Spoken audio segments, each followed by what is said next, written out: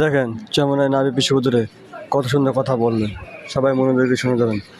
2 নম্বর নেতার কাছে দেশ কোনোদিন 1 নম্বর হতে পারে না।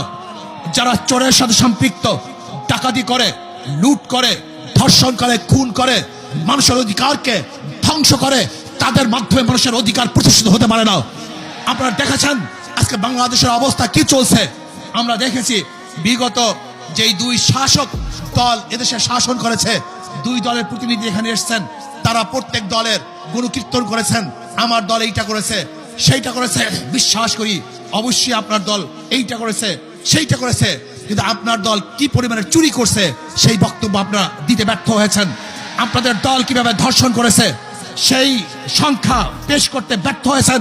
আপনাদের দলের মাধ্যমে কত মানুষ খুন হয়েছে, কত মানুষের বুক খালি হয়েছে, কত মা এতিম করেছে তার বাচ্চাকে, কত মানুষ বিধবা হয়েছে, কত মানুষ ঢুকে ঢুকে মরছে, কত মানুষ জেলখানায় আবদ্ধ অবস্থায় আছে, কত মা তার ছেলেকে এতিম করেছে।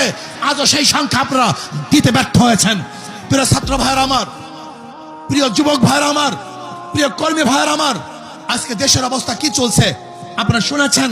কোন কোন রিপোর্টের মধ্যে আসছে 7 লক্ষ কোটি টাকা বিদেশে পাচার হয়ে গেছে। কোন কোন রিপোর্টে আসছে 10 লক্ষ কোটি টাকা এদেশ থেকে পাচার হয়ে গেছে।